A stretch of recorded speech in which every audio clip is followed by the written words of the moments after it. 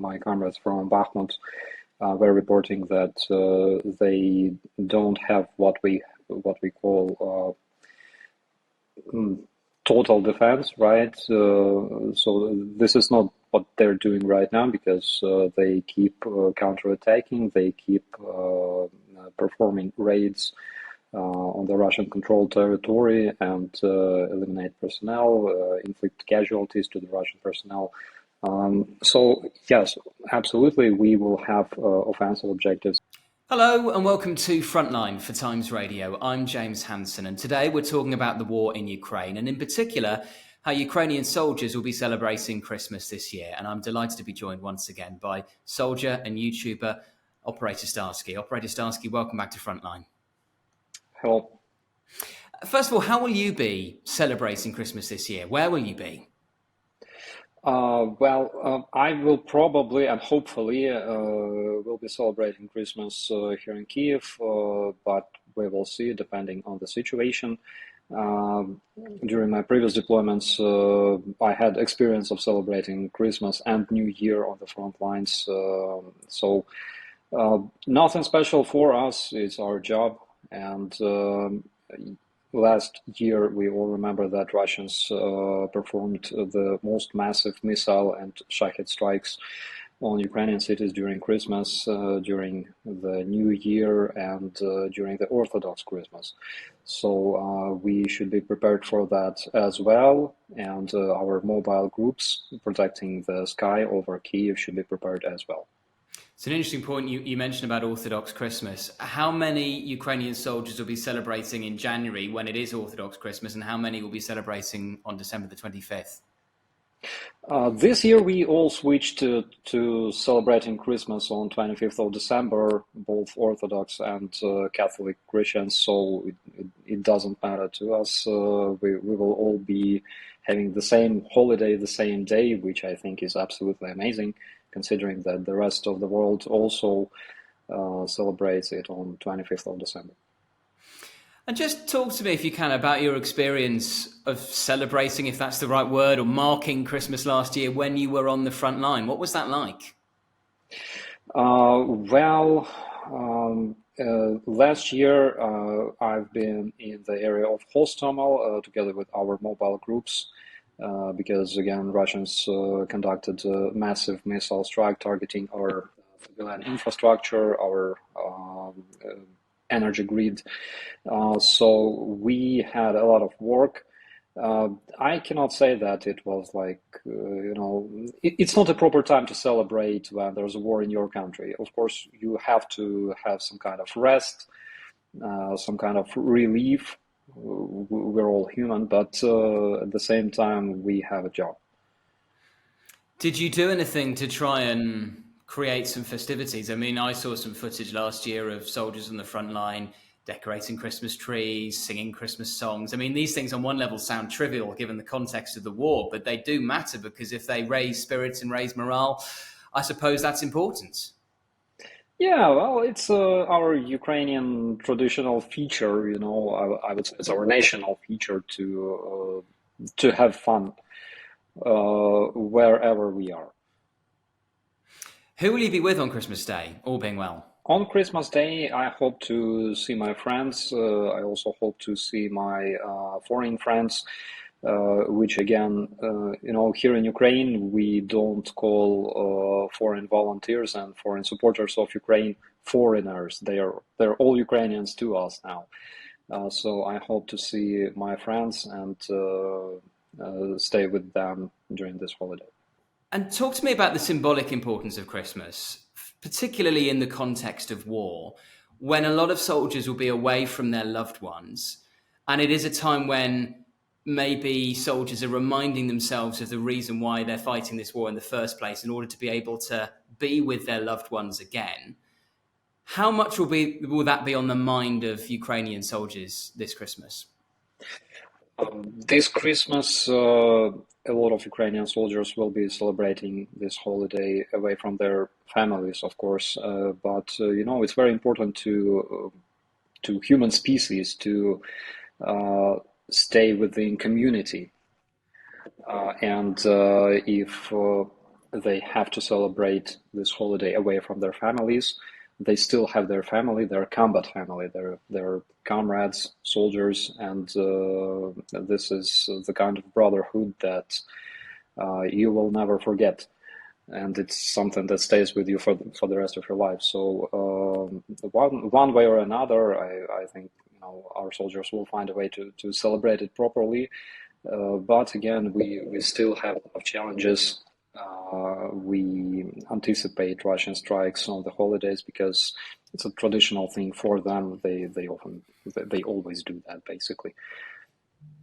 Yeah, so I want to come on to what we might see from the Russians over the next few weeks in a moment. Just finally on the wider point about Christmas, I saw a really powerful interview with a Ukrainian soldier this time last year where he said what was in his mind is to try and ensure that next Christmas Ukrainian soldiers could be with their families, so they could win this war. Now, obviously, we're not there yet, but is that still the motivation, so that in hopefully, all being well, Christmas 2024, you and your comrades on the front line can be together with your families?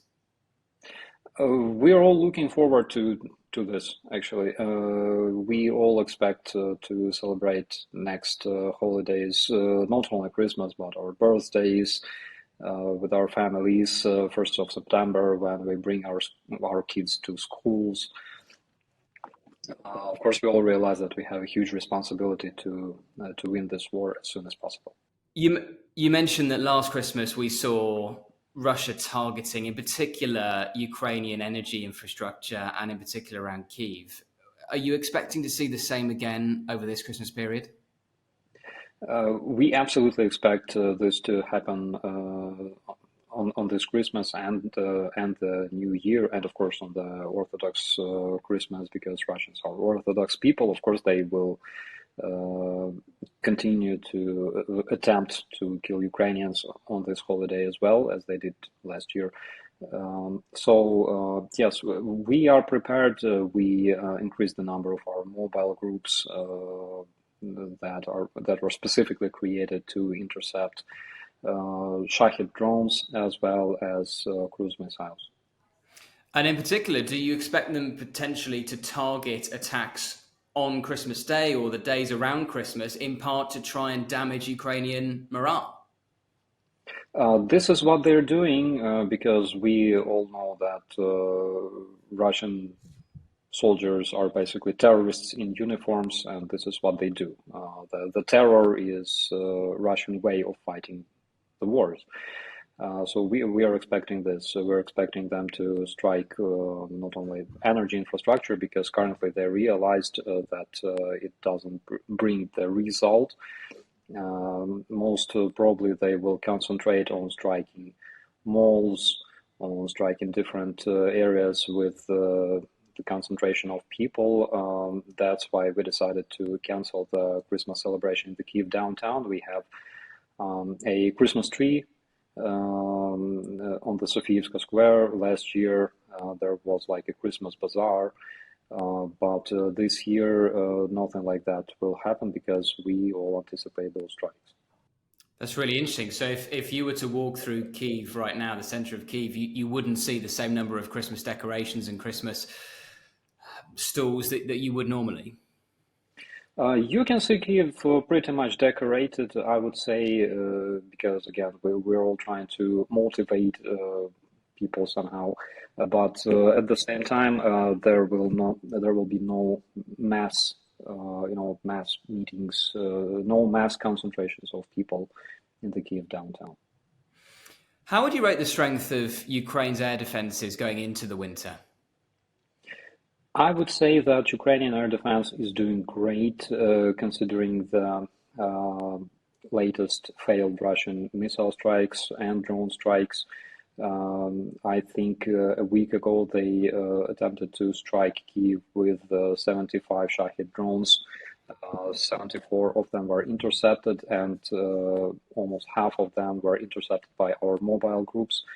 And also all the ballistic strikes that were conducted during last weeks specifically, they also failed. So I can say that the air defense in Kyiv, around Kyiv as well, is very, very strong.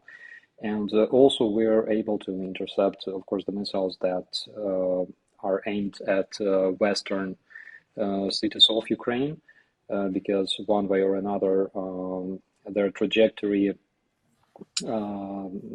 is built over the Kyiv Oblast in most cases. So when those missiles are flying over Kyiv Oblast, we're also able to intercept those missiles. And is that one of the big differences between this year and last year, that the Ukrainian air defenses are now that much better this time around? Absolutely, absolutely. So this year we had no blackouts, obviously, not only because of the air defense, but also because we are currently connected to the European power grid, which compensates and stabilizes the power that we have here in Ukraine. And also, our winter is currently very, very warm. Right now, there's approximately 4 or 5 Celsius outside, which means that our hydroelectric power plants, they also produce more power because the ice melts and there's more water, and they produce more electricity right now. So we will have no blackouts, hopefully. That's very interesting. So the weather gods, Mother Nature, is smiling on Ukraine at the moment. Yeah, we can say so. What about what Ukraine's objectives will be over the coming months? I mean, there's been a lot of talk about Ukraine just consolidating its defensive positions for the time being before a potential counteroffensive in the spring. Do you think that analysis is correct, or do you think Ukraine will still have some offensive objectives over the next couple of months? We absolutely have offensive objectives, maybe on tactical and operational level. For example, currently, my comrades from Bakhmut were reporting that they don't have what we call total defense, right? So this is not what they're doing right now, because they keep counterattacking, they keep performing raids on the Russian-controlled territory and eliminate personnel, inflict casualties to the Russian personnel. So yes, absolutely, we will have offensive objectives as well, but at the same time, we have to improve the situation on the front lines regarding the number of personnel that we have, regarding our operational plans. And currently, President Zelensky is having a speech where he explains all the steps that will be made next year, over the next months, in order to improve our reaching our goals. And I suppose that brings us on to the big political topic of conversation at the moment, which is Western support for Ukraine and the importance of continuing that Western support. We know about the difficulties in Congress in America at the moment. In a sense, is the best Christmas present that President Zelensky could have that increased military aid? Absolutely, that would be the best military gift for all of us, all Ukrainians, and all international volunteers also fighting here, because this is something that we expect very, very much. Stopping this aid doesn't mean that Ukraine will capitulate tomorrow, because when this invasion started, more than 660 days ago, we've been in the same situation, and currently we have the same situation as in winter 2022, I would say 2022/2023, strategically. So it doesn't mean that, but it means that we won't be able to save enough civilian lives and enough lives of our soldiers, and we will just prolong this war, which is not our objective. But at the same time, I would say that prolonging this conflict doesn't benefit Russia as well because Russians are losing more tanks that they produce on a monthly basis, and they also lose more ammunition, more shells than they produce, and then they are able to buy abroad again on a monthly basis. So it doesn't benefit them as well because their military industry cannot follow, the tempo, the rhythm of this war. Well, and also, how much are you paying attention to the Russian casualty rate, which seems incredibly high at the moment? Yes, this is true, and the explanation to this is the decision to take Avdiivka by the end of December. So previously, Russians planned to take Avdiivka. It was information as of like October this year.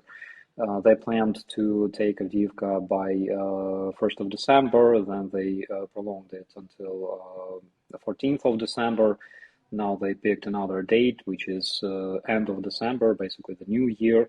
And this is basically political decision by Putin because Putin wants to have this imitation of presidential elections in Russia, and he needs to show Russians some achievements because you cannot play this card of taking Bakhmut forever, and he needs more achievements, and apparently Avdiivka is one of such goals, Avdiivka and Bakhmut. Currently in Avdiivka they changed their tactics a bit, so if previously they were attacking on all the span of the front line, currently they're concentrating their attacks in different spots, trying to find a gap. They're concentrating attacks on the flanks as well. Those attacks are being deflected because they have plenty of units that are what we call not combat worthy. So according to Russian field manuals, if they lose approximately 30% of personnel, they are considered non-combat worthy and they have to be replaced. But there are a lot of units that lost 70-80% of personnel, and they're just being sent constantly to the attacks, into attacks, and destroyed and eliminated. And all the attacks in the area of Avdiivka, as of yesterday, they were deflected. Russians have small tactical progress, which is estimated not in kilometers, but in tens, sometimes 100 meters.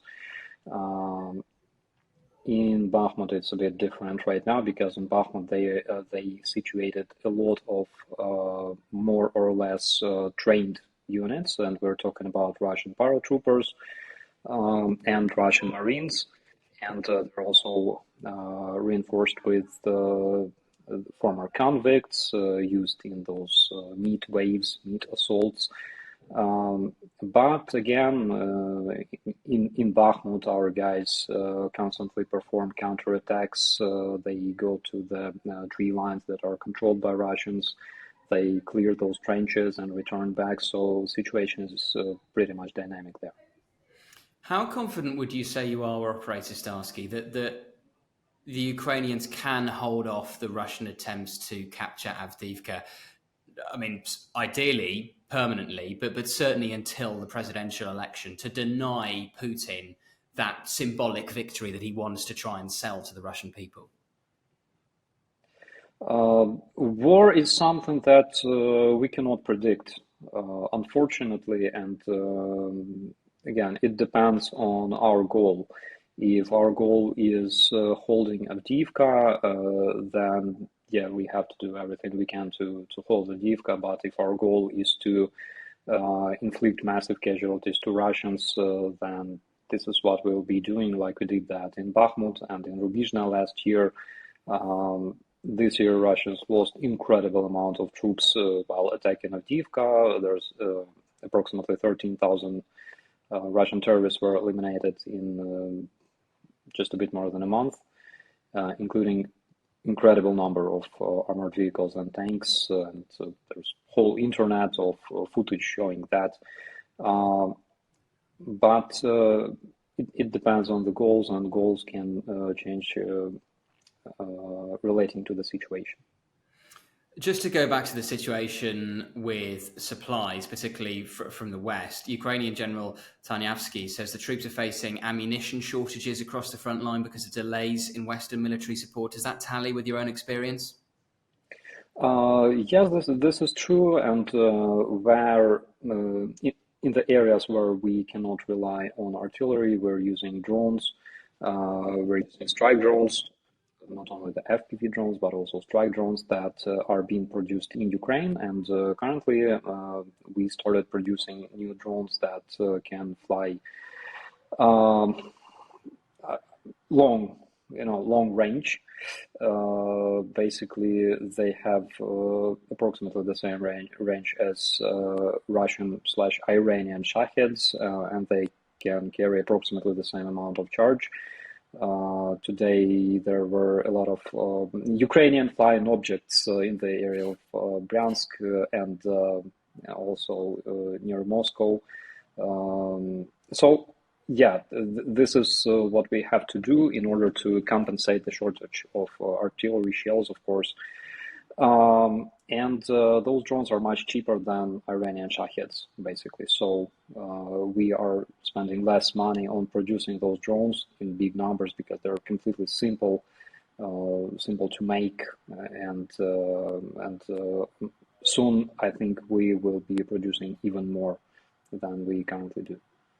That's really interesting. Do you still feel like Ukraine has a significant advantage when it comes to drone warfare? Because particularly at the start of the war, there was a lot of discussion about the fact that Ukraine was successfully using lower cost, commercially available drones, but modified for the front line, whereas the Russians were using far more expensive UAVs that they were more reluctant to use. You mentioned now they're using these Iranian Shaheds, but do you still feel like Ukraine has a big advantage when it comes to drone warfare? It's different in different spans of the front line because war is a progress of countermeasures.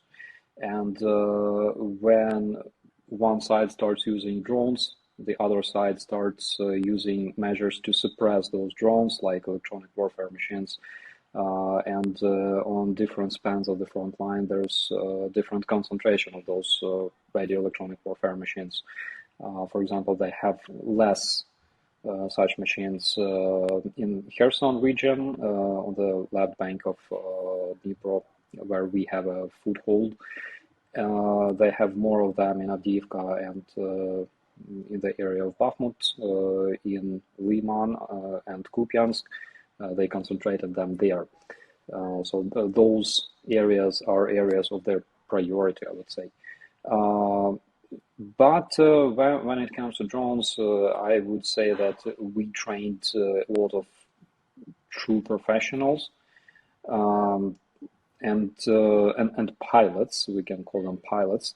At the same time, Russians concentrated their attention on producing just four default, let's call it this way, four default types of drones. Which is Orlan, Zala, and such, Lancets. So they're massively producing those, and they also train like a vast amount of operators to operate those drones, which is easy, which is again easy to make, easy to conduct, and it's effective. So it's a war of countermeasures. I mean, it is very interesting how Ukraine is successfully using drones where maybe there is a shortage of ammunition shells on the front line, but clearly that shortage of shells is not a good thing. And according to some experts, it could even delay a potential counteroffensive from Ukraine in the spring. Is that a concern that you share?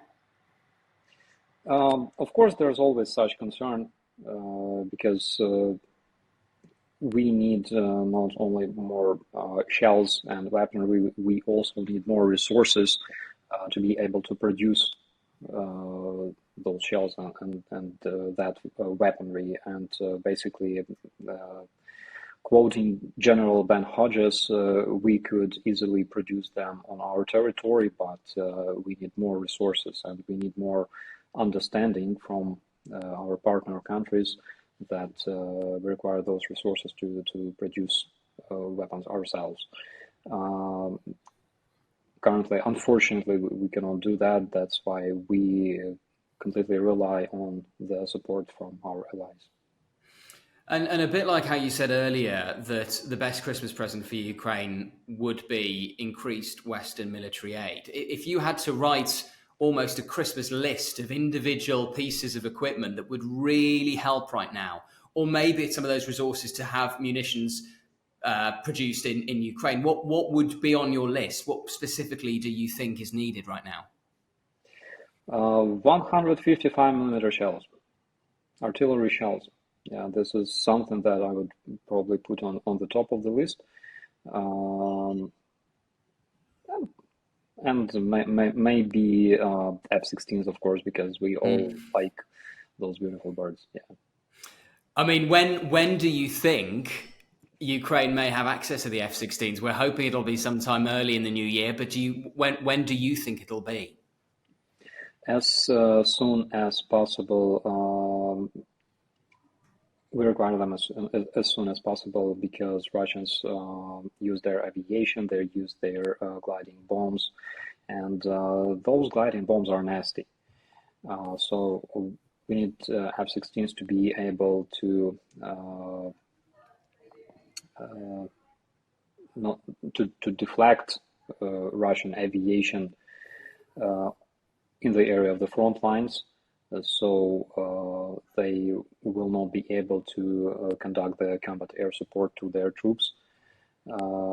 Gliding bombs, again, we shouldn't rely on Russian resource on depleting of the Russian resources, Russian military storages, because they're still able to produce quite a lot of them on a monthly basis, but having those F-16s, we will be able to successfully keep them at a distance away from the front lines, which is very, very important. Is that one of your biggest hopes for 2024, that the F-16s will be a bit of a game changer in this war? They will not win this war, but they will help us win this war, definitely. And just finally, Operator Starsky, do you have a message for your fellow Ukrainians, both on the front line, but also for friends and families of Ukrainians who'll be watching this right now as we head into Christmas? Yes, I would like to say that we should all remember that the soldiers fighting on the front lines are not fighting for territory, they're not fighting for government, they're not fighting for president, they're not fighting for money, they're fighting for survival of their families, which is the most important thing that we have.